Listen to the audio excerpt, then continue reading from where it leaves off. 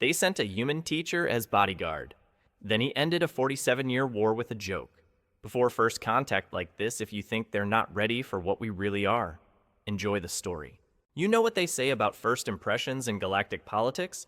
They're usually wrong, spectacularly wrong, and occasionally result in the end of civilizations. But nobody told Jake Murphy that when he walked into the most important diplomatic crisis in known space carrying a lunchbox and humming classic rock, the Galactic Council emergency session had been called at 0400 Universal Standard Time. 36 species gathered in the crystalline chamber, their atmospheric requirements straining the life support systems. But what really tested the environmental controls was the smell of Jake's breakfast burrito. Council Director Jex High's eye stalks swiveled toward the human delegation with barely controlled panic. Honored delegates, we face unprecedented crisis. The galactic war between the Zephyrian Empire and Crystalline Confederation has escalated beyond our worst projections. Both sides have deployed planet-cracking weapons. Conservative estimates suggest complete mutual annihilation within 72 hours. A collective shudder ran through the chamber. Planet crackers weren't just weapons. They were cosmic delete buttons that turned thriving worlds into pretty debris fields. However, Jex High continued with the tone of someone suggesting jumping into a black hole. The Human Alliance has proposed sending a diplomatic bodyguard to the final peace summit. The chamber erupted in what the translator diplomatically rendered as concerned vocalizations. Though most species were essentially screaming, "Are they insane?" Ambassador Vexthera raised one of her 4 arms. Director, with respect to our human allies, are we certain this is wise? Their homeworld is classified as a Class Doctfuth death world. Their recreational activities include throwing themselves off cliffs attached to fabric. The humans assure us their representative is highly qualified, Jex High said, with zero confidence. That's when Jake Murphy entered.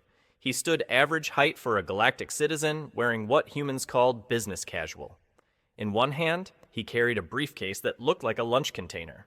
In the other, a steaming mug reading, "World's Okayest Teacher." "Hi, everyone," Jake said, waving without spilling coffee. "Sorry I'm late. Traffic was crazy near the wormhole junction. I'm Jake Murphy, your diplomatic security specialist." The silence was so complete several species checked their translation devices. Counselor Prixel's optical sensors whirred. "You are the diplomatic security specialist, that's right. I know I don't look like much, but I've got experience with high-stress conflict situations. Plus, I brought snacks." He held up his briefcase. "Anyone want a granola bar?" The offer of human food caused panic. Every species had heard stories about human dietary habits creatures who consumed capsaicin for pleasure and considered fermented dairy products a delicacy. "Mr. Murphy," Jex High said carefully, "could you elaborate on your qualifications?" Jake brightened. "Absolutely. I taught elementary school for 8 years, 3rd grade specifically. You want conflict resolution. Try explaining to 28 8-year-olds why they can't all be line leader simultaneously." He paused for coffee, oblivious to 36 species, staring in horror. "Plus, I've got experience with diverse populations. Kids come from different backgrounds, cultures, languages. You learn to find common ground when teaching multiplication tables to unique individuals." Senator Crickstall spoke up. "Mr. Murphy, are you aware the Zephyrian Empire and Crystalline Confederation have been at war for 47 years? This conflict has consumed entire star systems." 47 years, Jake whistled. "That's a long time to stay mad. What started it?" "Territorial dispute over mining rights in the Nexus asteroid belt." "So they've been shooting each other for nearly half a century over who gets to dig up rocks," Jake said thoughtfully. When he put it like that, it sounded ridiculous. "But space is really, really big. Couldn't they find other rocks?" Ambassador Vexthera's diplomatic training kicked in. Galactic territorial law is more complex than dividing playground equipment. "Sure, but the basic principle is the same. When kids fight over something, you find out there's plenty to go around if they share, or help them find something else to play with." Jexai cleared his throat. "Mr. Murphy, both sides have agreed to one last negotiation before deploying devastating weapons. Are you prepared?" Jake drained his coffee and smiled that terrifying human smile. "Absolutely. How hard could it be?"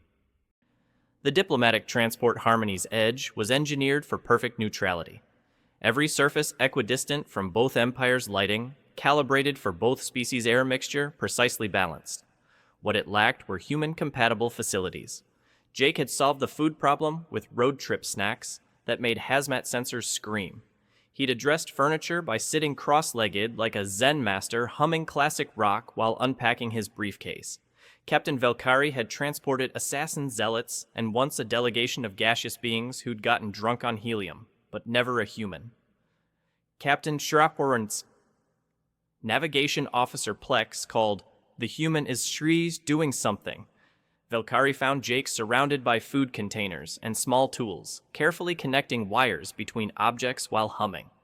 "Mr. Murphy, what are you building?" "Coffee maker." Jake looked up with that terrifying smile. "The one in my classroom broke before summer vacation. Figured I'd fix it during the trip." He held up a beverage device that looked assembled by someone who viewed safety regulations as suggestions. "You brought a broken coffee maker on a diplomatic mission." "Sure, I need coffee to function, and I can't do my job if I'm not functioning." "That wouldn't be fair to Ambassador Vexthera." He gestured toward the corner where the diplomats studied protocols. The device began making sounds, suggesting it was either brewing coffee or achieving critical mass. The smell made air purification systems work overtime. "How much coffee did you plan to make?" Velkari asked, backing away. "Probably enough for everyone. I brought 5 pounds of beans. Better safe than sorry. 5 pounds of human stimulant concentrate could keep a small army awake for a month." Ambassador Vexithera looked up from her protocols. "Mr. Murphy, how exactly did you become qualified for diplomatic protection?" "Funny story. I was substitute teaching when I got the call. The district had signed me up for emergency response training crisis, situations, de-escalation techniques. Turns out the same company did Galactic security consulting. There was a clerical error," Vexthera said slowly. "Bingo. My certificate got filed under diplomatic security specialist instead of emergency response trained educator. By the time anyone figured it out, I'd passed background checks and signed contracts. The agency said it was easier to go with it. So you're protecting me based on a filing error." "Pretty much, but I figure it's like substitute teaching on a really big scale. Different classroom, same basic principles." "What principles?" Jake settled back with his coffee. "Stay calm, pay attention, don't take anything personally, and remember, most conflicts happen because people are scared, tired, or hungry. Everyone involved in this galactic war has been all three for 47 years. Maybe they need someone to make them a sandwich and tell them to use their words. You plan to end interstellar conflict with sandwiches. I plan to treat everyone like reasonable people who can solve problems if someone gives them space and support. Sandwiches are just a bonus." The Peace Station Eternal Accord hung in the void between empires like a crystalline monument to optimism. Built specifically for this final negotiation, it represented the combined architectural genius of 17 different species, all working together to create the most neutral, non-threatening, diplomatically perfect environment possible, which was why the pirate attack came as such a surprise. "Contact bearing Mark 779. Lieutenant Crixall announced from the sensor station, his crystalline voice crackling with static from the emergency power switching. 12 vessels configuration unknown accelerating toward intercept." Captain Velkari cursed in 3 languages simultaneously, a skill she'd developed during her early years in cargo transport. Pirates. Of course there are pirates, because this diplomatic crisis wasn't complicated enough already. Through the viewport, the approaching ships looked like mechanical vultures, all angles and weapon ports painted in the kind of matte black that suggested their owners weren't interested in being noticed until it was too late. "How long until we reach the station?" Ambassador Vexthera asked, her diplomatic calm beginning to show cracks. 14 minutes, Navigation Officer Plex replied. "The pirates will intercept us in 7. Jake looked up from his coffee maker where he'd been preparing what appeared to be a second pot of the industrial-strength stimulant concentrate he called Travel Brew. "Pirates like actual space pirates with ships and everything." "Yes, Mr. Murphy," Velkari said grimly. "Space pirates? They're attracted to diplomatic vessels because they know we're carrying valuable cargo and can't fight back without creating an interstellar incident. What kind of valuable cargo? Jake asked, apparently more curious than concerned. You, Vexthera said bluntly, and me. Pirate crews make significant profits selling diplomats and their protection details to various interested parties. Jake nodded thoughtfully. So they want to kidnap us. Essentially, yes. That's not going to work for me, Jake said matter-of-factly. I've got a peace summit to attend, and my mother always told me that showing up late is rude. He stood up, brushing coffee grounds off his hands. Captain, what kind of defensive capabilities does this ship have? None, Velkari replied. This is a diplomatic vessel. We're protected by treaty, not weapons. Right, Jake said. And I'm guessing the pirates aren't big on honoring treaties. Pirates, Perky, Plex said from his station, are not traditionally known for their respect of international law. Jake walked over to the viewport and studied the approaching ships with the clinical attention he'd once given to playground disputes. Okay, so they've got bigger ships, more weapons, and they're used to this kind of work. We've got... He looked around the passenger compartment. A coffee maker, some granola bars, and a really good reason not to get captured. Mr. Murphy? Vexthara said slowly. Are you formulating some kind of plan? Maybe, Jake replied. Captain, how smart are these pirates? Velkari blinked all four eyes in sequence. Define smart. Are they good at their job, or do they just have bigger guns? They're professionals, the captain admitted. Experienced, disciplined, successful. They've been operating in this sector for months without a single failure. Professionals, Jake repeated. That's good. How is that good? Everyone asked simultaneously. Jake grinned that terrifying human smile. Because professionals follow patterns. They have procedures. They do things the way they've always done them because it works. He turned away from the viewport. And people who always do things the same way don't know how to handle it when someone does something completely different. Mr. Murphy, Velkari said carefully, what exactly are you planning? Instead of answering directly, Jake opened his briefcase and began pulling out items, granola bars, a travel-sized first aid kit, a multi-tool that unfolded into approximately 17 different implements, a small electronic device that looked like a calculator, and what appeared to be a rubber ball. First question, he said, arranging these items on the floor like pieces of a puzzle. Do we have a communications array? Yes, but see, great. Second question, can you patch me through to the lead pirate ship? The bridge crew stared at him. You want to talk to them? I want to offer them a deal, Jake said now, examining his multi-tool with the focus of someone selecting a fine wine. Captain, in about 90 seconds, I need you to cut main power to everything except life support and communications. That will disable our shields, Plex protested. Exactly. Jake was now connecting wires between his calculator and the rubber ball. I need them to think we're helpless. We are helpless, Vexthera pointed out. No, Jake said, looking up with an expression that would have been reassuring if it hadn't belonged to a human. We're unpredictable. There's a difference. Before anyone could ask for clarification, Jake had somehow jury-rigged his random collection of objects into what appeared to be a functional device. It looked like something a particularly creative child might build out of spare electronics and craft supplies. Captain Scifi, he said, open a channel to the pirates.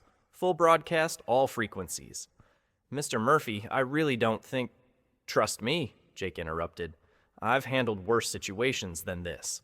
Like the time the school's air conditioning broke during the end-of-year play, and I had to keep 28 kids in costume from having a collective meltdown while their parents watched. Velkari realized she was developing a theory about human conflict resolution. They approached every situation like it was a slightly more complicated version of something they'd already handled. It was either brilliantly adaptive or completely insane. Possibly both. Channel open, she announced. Jake activated his improvised device. Immediately, every screen on the ship began displaying what appeared to be a colorful swirling pattern, At the same time, a sound emerged from the communications array, a gentle rhythmic chiming that seemed to resonate at frequencies designed to be soothing to most known species. "Attention pirate vessels," Jake said into the communicator, his voice carrying the calm authority of someone who'd spent years addressing rooms full of energetic 8-year-olds. "This is Jake Murphy, Diplomatic Security Specialist for the Human Alliance. I'm broadcasting a standard Earth emergency signal." He paused, allowing that information to sink in. "Now I know what you're thinking," he continued conversationally. "You're thinking this human is bluffing. Humans don't have emergency signals. They're just a primitive species from a death world." On the sensor display, the pirate ships had slowed their approach, clearly confused by the strange broadcast. "But here's the thing about humans," Jake went on, his voice still cheerfully casual. "We're really, really good at improvising, and we've had a lot of practice dealing with predators." He held up the rubber ball, which was now pulsing with soft light in rhythm with the chiming sound. "This device is broadcasting a distress signal on frequencies that every human ship within 50 light years can detect. It's also uploading detailed sensor readings of your vessels to our defensive network."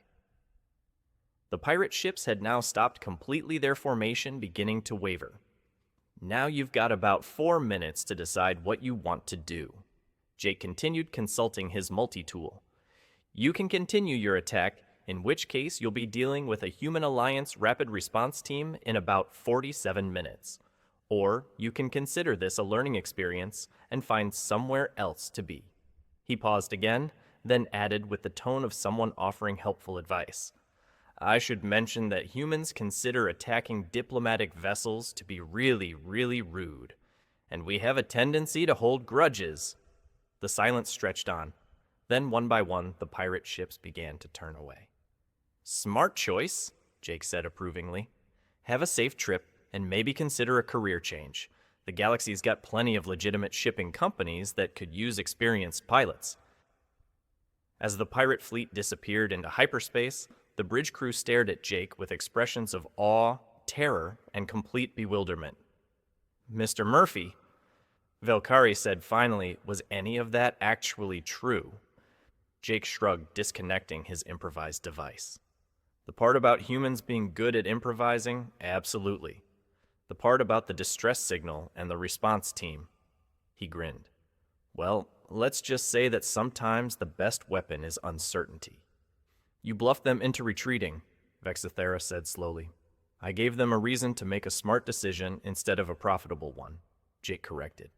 "Most people will choose the safe option if you present it right and give them a way to save face." He started packing his equipment back into the briefcase. "Besides, pirates are basically just bullies with spaceships, and I've had a lot of experience dealing with bullies." "What did you do with bullies in your classroom?" Plex asked despite himself. "Same thing I just did," Jake said. "I made them stop and think about whether what they were doing was really worth the consequences. Most of the time it isn't." As the Harmony's edge continued toward the peace station, Captain Velkari found herself revising her opinion of human diplomatic security specialists. They might not have weapons or armor or formal training in interstellar conflict resolution, but they had something potentially more dangerous, the ability to make everyone else as confused as they were and somehow turn that confusion into cooperation. It was, she reflected, a terrifying thought. The Peace Station Eternal Accord was designed to be the most neutral space in the galaxy. Every surface was equidistant from both empires. Every light source was calibrated to appear identical to both species' visual spectrums. Even the temperature and atmospheric composition were precisely balanced to favor neither delegation. What the designers hadn't accounted for was the psychological effect of hosting the final negotiations to end a war that had consumed 2 generations, 17 star systems, and approximately 47 billion lives. The main conference chamber felt like a mausoleum with really good acoustics. On one side of the circular table sat General Craxton of the Zephyrian Empire, a massive reptilian being whose scales had been hardened by exposure to plasma fire, and whose eyes held the cold fire of someone who had personally witnessed the destruction of 12 worlds. His ceremonial armor bore the scars of battles that had passed into legend, and his clawed hands rested on the table like weapons waiting to be deployed. Across from him, in perfect symmetrical opposition, sat Hive Queen Melodia of the Crystalline Confederation. Her body was a living symphony of crystal formations that refracted light into patterns that could hypnotize the unwary, or at higher intensities, shatter molecular bonds. Her voice, when she spoke, harmonized with itself in frequencies that made the station's structural supports resonate ominously. Between them, at precisely calculated intervals, sat their respective advisory councils, military liaisons, and recording specialists. Each delegation occupied exactly half of the available space with monitoring equipment, ensuring that no one gained even a millimeter of advantage over their opponents. And in the back corner, apparently forgotten by everyone, including himself, sat Jake Murphy with a fresh cup of coffee and a granola bar. The Zephyrian Empire. General Craxton began, his voice carrying the authority of someone who had personally conquered solar systems, demands the immediate cessation of all crystalline mining operations in the disputed territories of the Nexus Belt. The Crystalline Confederation, Hive, Queen Melodia, replied, her harmonic voice creating visible distortions in the air. Demands reparations for 47 years of unprovoked aggression and the return of all stolen crystalline artifacts currently held in Zephyrian museums. Ambassador Vexithara, seated at the neutral moderator's position, consulted her negotiation protocols with the desperate focus of someone trying to prevent the heat death of the universe through proper parliamentary procedure. Perhaps we could begin with a review of the territorial boundaries as established in the original Proxima Accords. The Proxima Accords are void, General Craxton declared, slamming his fist on the table hard enough to make the crystal surfaces ring like bells. They were signed under duress while our negotiator was suffering from Altarian plague.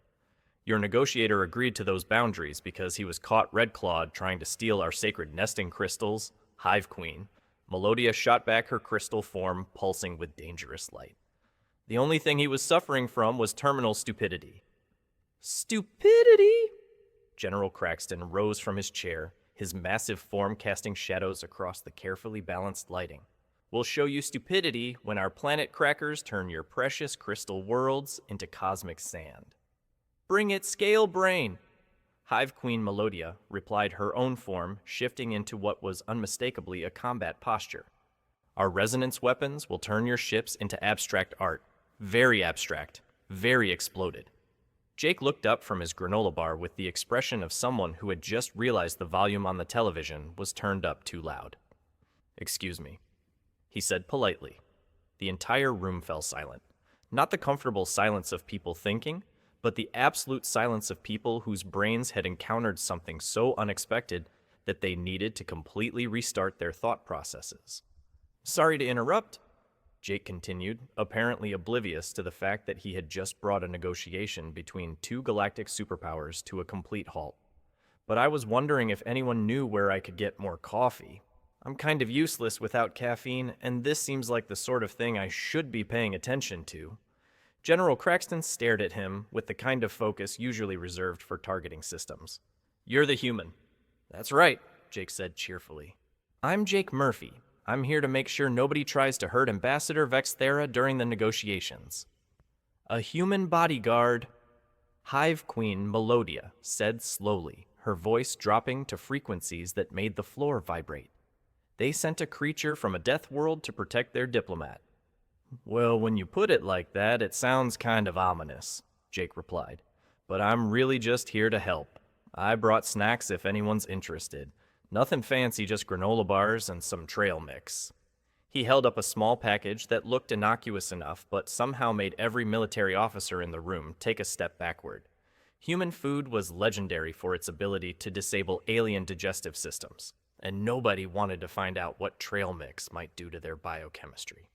You know, Jake continued, settling back in his chair. I've been listening to you folks talk, and I'm starting to understand the problem. Both delegations turned to stare at him with expressions that mixed terror with morbid curiosity. The problem, General Craxton said slowly, is that these crystal parasites refuse to acknowledge legitimate Zephyrian territorial claims. The problem, Hive Queen Melodia corrected, is that these territorial thieves continue to occupy our ancestral nesting grounds. Right, Jake said, nodding thoughtfully. So you're both fighting over who owns what. That makes sense. But here's what I don't understand. Why haven't you just asked each other what you actually need? The silence that followed was so profound that several species checked their translation devices to make sure they hadn't malfunctioned. What we need? General Craxton repeated the words like they were a foreign concept. Sure, Jake said, pulling out a small notebook and a pen. I mean, you're fighting over mining rights, right, General Craxton? What do the Zephyrians actually need from those asteroids? General Craxton blinked slowly, his reptilian brain apparently struggling to process this unprecedented approach to interstellar diplomacy.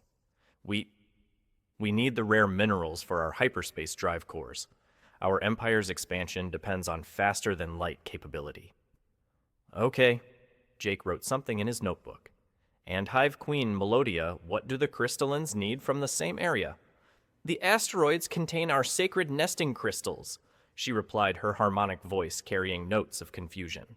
Our reproduction cycles require specific crystalline matrices to... She stopped. Why are you asking these questions? Because, Jake said, looking up from his notes, it sounds like you need different things from the same place. The Zephyrians need minerals for their engines, and the crystallines need specific crystals for reproduction. Have you ever considered working together instead of fighting over who gets there first? Both leaders stared at him with the kind of expression usually reserved for beings who had just suggested using antimatter as a breakfast condiment. Work it together. General Craxton said the words slowly, as if testing their pronunciation. Sure, Jake said, apparently warming to his theme. Like the Zephyrians are really good at mining and heavy industry, right? And the crystallines are experts in crystalline growth and energy manipulation. Instead of fighting over the same asteroids, why not combine your expertise? He stood up and walked to the neutral display screen, pulling out what appeared to be a marker from his pocket. Before anyone could stop him, he began drawing a simple diagram. Look, you've got these asteroids, he said, sketching roughly circular shapes. The Zephyrians could handle the extraction operations. They've got the equipment and experience. The crystallines could manage the crystalline cultivation and energy systems. They've got the biological expertise. Both delegations watched in fascination as this human drew what appeared to be a collaborative mining operation, using equipment that looked suspiciously like children's art supplies. You could split the profits based on contribution, Jake continued, adding lines and arrows to his diagram. The Zephyrians get their hyperspace minerals, the crystallines get their nesting crystals, and both of your civilizations benefit from the partnership. He stepped back from his drawing, which looked like something that might have been created during an elementary school lesson on sharing. Plus, he added, if you're working together, you don't have to spend all those resources building weapons to fight each other. You could use that energy for exploration research, Art, whatever makes your people happy. The conference room fell silent, except for the gentle humming of the life support systems and the occasional beep from monitoring equipment. General Craxton studied the crude diagram with the intense focus of a military strategist analyzing battlefield plans. The human suggests cooperation. The human suggests profit sharing. Hive Queen Melodia added her crystalline form, shifting into what might have been a thoughtful posture. The human suggests ending 47 years of warfare with a crayon drawing, Ambassador Vexthera muttered under her breath. It's actually a dry erase marker, Jake corrected cheerfully. Crayons don't work well on crystal surfaces. Both military leaders continued to stare at the diagram as if it contained the secrets of the universe, which in a way it did. This plan, General Craxton said slowly, would require unprecedented levels of trust and cooperation between our species. This plan, Hive Queen Melodia agreed, would require us to believe that our ancestral enemies could become reliable partners. Jake nodded. Yep, it would require you to treat each other like reasonable people who can solve problems together, instead of mortal enemies, who can only communicate through explosions. He paused, then added with the tone of someone offering helpful advice. I mean, you've been trying the explosion method for 47 years, and it doesn't seem to be working out great for anyone. Maybe it's time to try something different. The silence stretched on. Finally, General Craxton spoke. The human makes a compelling argument. The human's logic is not entirely flawed, Hive Queen, Melodia admitted. Jake grinned. Great. So should we talk about the details, or do you need to check with your governments first? I've got plenty of coffee, and I'm pretty sure I packed enough granola bars for everyone. As he began unpacking his briefcase with the confidence of someone who had just solved an interstellar crisis using elementary school problem-solving techniques, both delegations realized they were witnessing something unprecedented in galactic history. A human had just ended the longest war in recorded history by asking two simple questions: what do you actually need, and why not work together? It was they reflected either the most brilliant diplomatic breakthrough ever achieved or the most elaborate practical joke in the history of the galaxy. Possibly both. The transformation was subtle but unmistakable. Where there had been hostility, now cautious curiosity. Both delegations studied Jake's diagram with scholarly intensity, while Jake distributed granola bars like a PTA meeting host. "Mr. Murphy?" General Craxton said, accepting a chocolate chip bar solemnly, "Your species is classified as highly dangerous, yet you propose cooperation over conquest. Cooperation is more efficient. Think about conquest logistics. You occupy territory, manage populations, deal with insurgencies, rebuild destroyed infrastructure. It's a nightmare." Jake sipped coffee. "But cooperation. Everyone contributes strengths, shares benefits, goes home happy. Better return on investment." Hive Queen Melodia examined her granola bar scientifically. "This human food appears non-toxic. I brought the mild stuff. No hot peppers, weird fermented fish, nothing that would mess with non-human biochemistry. Just oats, honey, chocolate chips." "Chocolate chips," she repeated wonderingly. "Little pieces of processed cacao for flavor enhancement." He paused. "Actually, humans probably seem weird to you. We consume things for pleasure without nutritional need, engage in potentially lethal recreational activities, and form emotional attachments to small domesticated animals." "You form emotional attachments to other species?" General Craxton asked confusedly. "Absolutely. I've got a cat named Professor Whiskers, who's basically the most important individual in my household. She has her own chair food schedule and judges all my life choices. She'd probably have opinions about this galactic war. You consult this creature on important matters." Hive Queen. Melodia's form shifted through thoughtful patterns. Not exactly consult. More like, she provides perspective. When I'm stressed about work, she reminds me sometimes the most important thing is taking a nap in a sunny spot. He paused. "When was the last time either of you took a break from war planning?" Both leaders exchanged a look, transcending species differences, beings realizing they'd been working overtime for nearly half a century. "The Empire has maintained continuous military operation for 47 years, General Craxton admitted. "The Confederation has maintained constant battle readiness for the same period," Hive Queen Melodia added. Jake nodded thoughtfully. "So you've both been in crisis mode for 47 years. That's exhausting. No wonder you're having trouble thinking creatively." He leaned forward earnestly. "When I first started teaching, I thought I needed instant answers for everything. Kid asks question, boom, instant response. Kid has problem, boom, instant solution. I burned out in 3 weeks." "Burnout," General Craxton's translator struggled. "Get so tired and stressed I couldn't think clearly. Made bad decisions because I was trying to solve everything immediately instead of stepping back for bigger picture." He gestured around. "Maybe that's what's been happening here. You've both been reactive so long you've forgotten proactive thinking." "You suggest we have been reactive?" Hive Queen. Melodia's voice carried multiple processing levels. "Think about it. The war started with misunderstanding. Zephyrians thought they were claiming unclaimed territory. Crystallans thought they were defending sacred space. Instead of stopping to figure out miscommunication, both sides escalated to military responses." He pulled out his notebook. "Then for 47 years, every decision based on what the other side did last. They attack, you defend. You advance, they retreat. Action, reaction, action, reaction." He drew figures pointing weapons at each other in endless cycles. "But nobody's asked the fundamental question, what would happen if we stopped reacting and started acting intentionally?" General Craxton stared like seeing a decades-old puzzle solution. "You suggest we break the cycle. I suggest you remember you're both intelligent species with rich cultures, advanced technologies, probably more in common than you realize. What would you do if you weren't at war? The question hung like revelation. If we weren't at war, the Empire would focus on exploration and territorial expansion into uncharted regions. General Craxton said slowly, if we weren't at war, the Confederation would dedicate energy to artistic development and biotechnological research, Hive Queen Melodia added. See completely different goals, no actual conflict.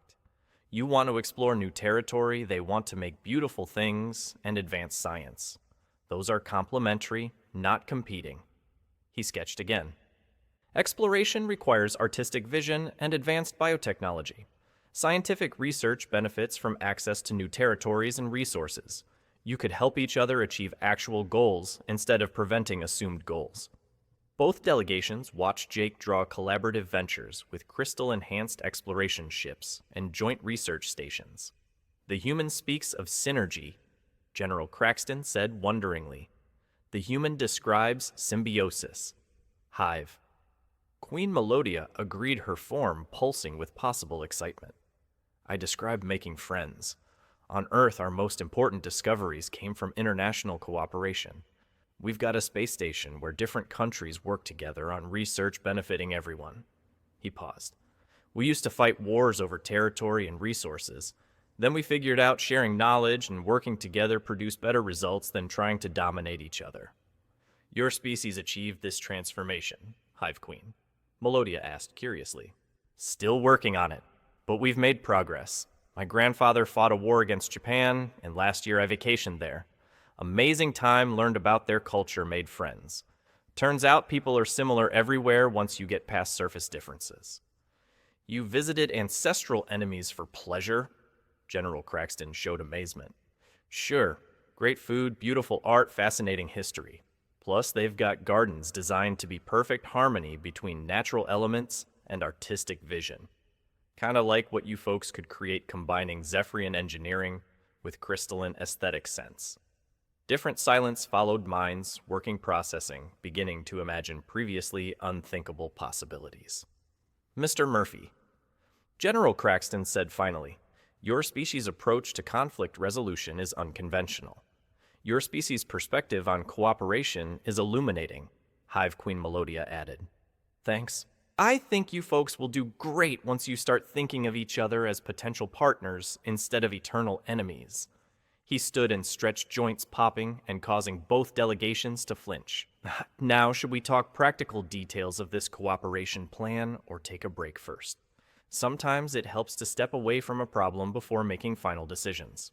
Both leaders considered this the radical notion of taking time to think before acting, realizing they were witnessing something unprecedented. A human had just taught them the difference between tactics and strategy reaction and intention fighting and winning. The recess lasted 23 minutes.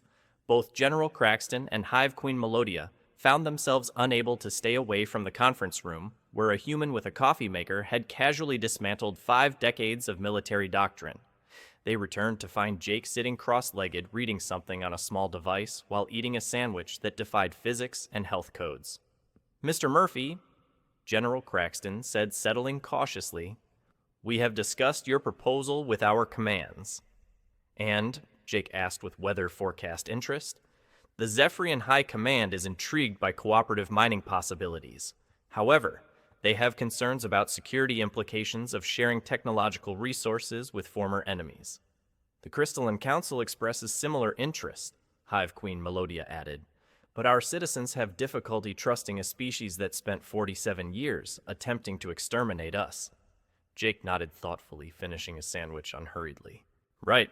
So the idea makes intellectual sense, but emotionally feels really risky. Precisely.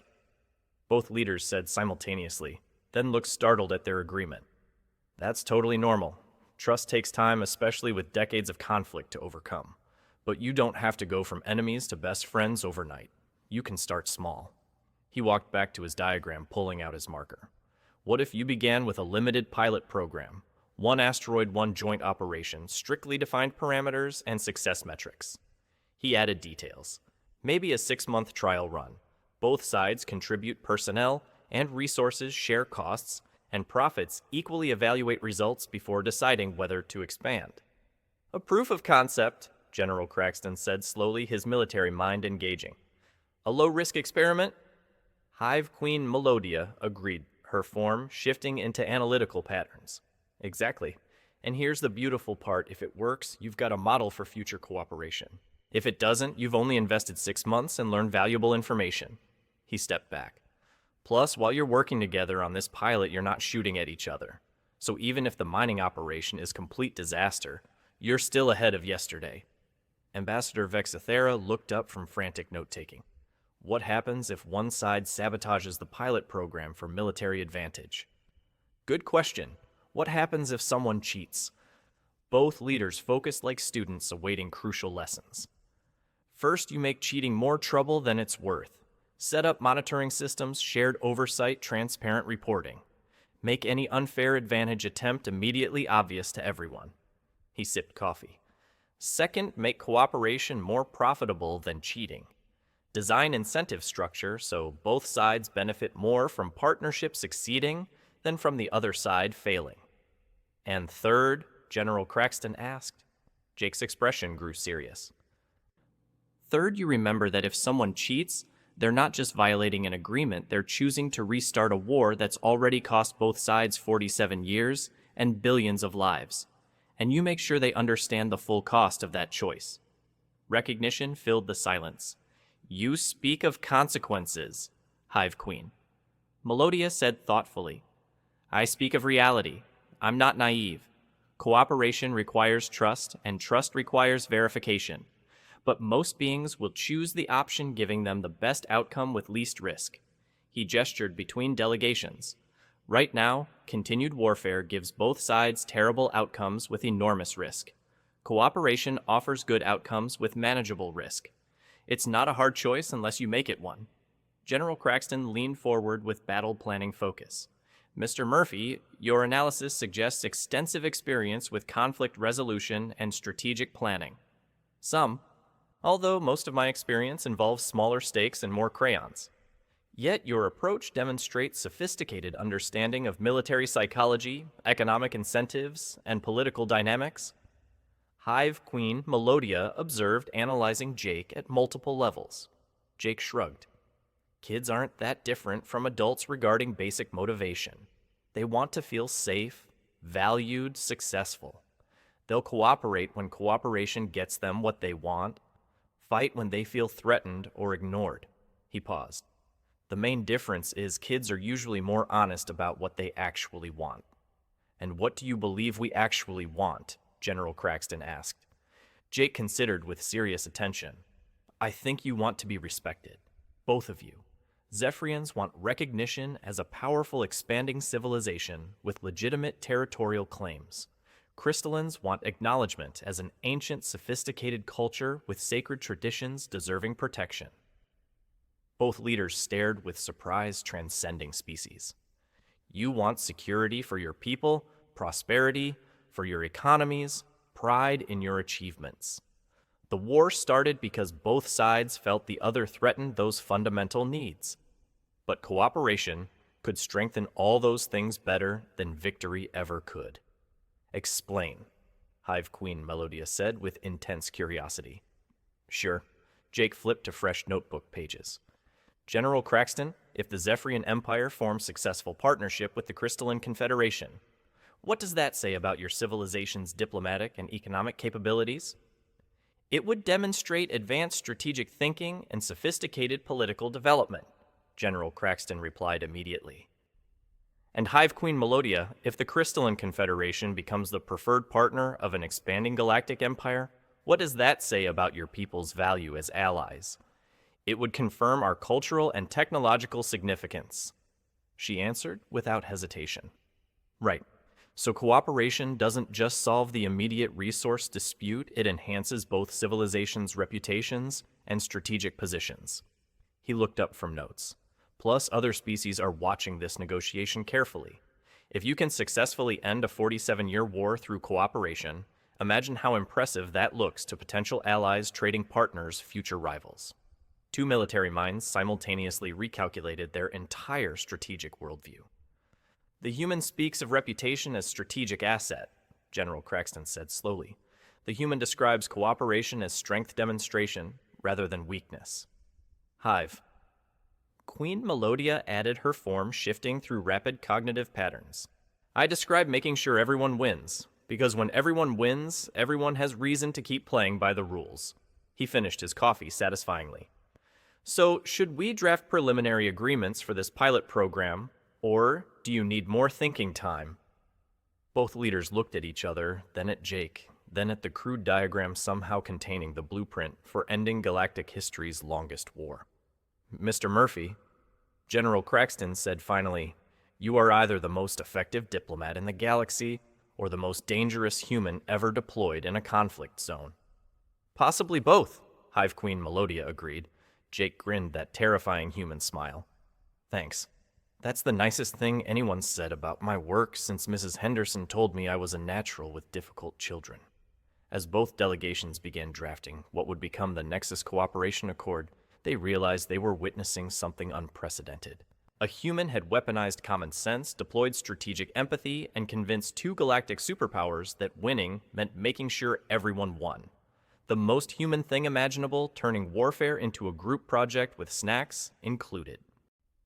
The signing ceremony took place in the central observation deck, where the transparent dome offered unobstructed view of stars that had witnessed 47 years of destruction and would now witness unprecedented partnership. Jake stood aside, still holding his coffee cup, watching General Craxton and Hive Queen Melodia affix formal signatures to the document that would be remembered as the Nexus Cooperation Accord. The treaty translated Jake's simple diagrams into precise legal framework for interstellar cooperation. The Zephyrian Empire commits to a 6-month pilot program of joint mining operations in the Nexus asteroid belt with shared costs, profits, and oversight, General Craxton announced authoritatively. The Crystalline Confederation accepts this partnership proposal and commits to contributing biotechnological expertise and crystalline cultivation knowledge. Hive Queen, Melodia replied, her harmonic voice creating atmospheric patterns. Ambassador Vexithara signed as neutral witness with the dazed expression of someone who'd watched the impossible happen. The Galactic Council recognizes and supports this historic agreement. As formal documents were sealed and transmitted, Jake noticed something interesting. Instead of maintaining careful separation, Zephyrian and Crystalline officers were clustering together, discussing technical details with the enthusiasm of professionals discovering they might enjoy working together. Mr. Murphy. General Craxton approached with measured steps. The Empire would like to extend honorary citizenship and a position as strategic advisor to our diplomatic corps. The Confederation makes a similar offer. Hive Queen Melodia added her crystalline form, pulsing with possible excitement. Our Hive networks would benefit significantly from your conflict resolution approach. Jake looked slightly embarrassed. That's generous, but I've got a job to get back to. School starts in 3 weeks, and I need to set up my classroom. You're returning to teaching children? General Craxton asked confusedly. Sure, this was fun, but my real job is helping kids learn math and reading and how to work together solving problems. This was just a temporary assignment. The dawning realization that the being who'd ended a 47-year galactic war considered it a side project between educating small humans filled the silence. Do you understand the significance of what you accomplished? Hive Queen Melodia asked slowly. Jake considered thoughtfully. I helped some folks remember they had more in common than differences and suggested they try working together instead of against each other. It's not really complicated. He paused, smiling slightly. Although I admit it was probably the biggest classroom management challenge I've ever handled. Ambassador Vexithara was coordinating with news outlets wanting to interview the human who'd achieved what centuries of professional diplomats considered impossible. Preliminary reports spread through galactic networks. Human teacher ends galactic war with coffee and common sense. Death World diplomat achieves peace through snack distribution. Jake the Galactic News Network wants to schedule an interview. They're calling you the most effective peace negotiator in recorded history. That's nice, but I should head back soon. I promised my cat I'd be home by feeding time, and Professor Whiskers gets cranky when her schedule's disrupted. The revelation that Jake's primary concern was maintaining his pet's meal schedule, rather than capitalizing on galactic fame, caused another moment of species-transcendent bewilderment. Your domestic animal takes priority over galactic recognition, General Craxton asked. Well, yeah. Professor Whiskers depends on me for food and companionship. The galaxy seems to do fine without my help most of the time. He began packing with efficient movements. Besides, I've got lesson plans to finalize. Third graders are way more demanding than galactic superpowers when it comes to preparation and organization. 6 hours later, Peace Station Eternal Accord had transformed from neutral meeting ground into administrative headquarters for the most ambitious cooperative venture in galactic history. Joint planning committees were forming resource allocation schedules, being drafted preliminary Nexus Belt surveys conducted by mixed crews. Jake Murphy was gone, having departed on commercial transport back to Earth with the same casual demeanor he'd displayed throughout negotiations. His only media comment, "It was nice meeting everyone. I hope the mining project works out well." The story of how a substitute teacher armed with coffee and granola bars ended galactic history's longest war spread through every inhabited system. Universities began offering applied human conflict resolution courses.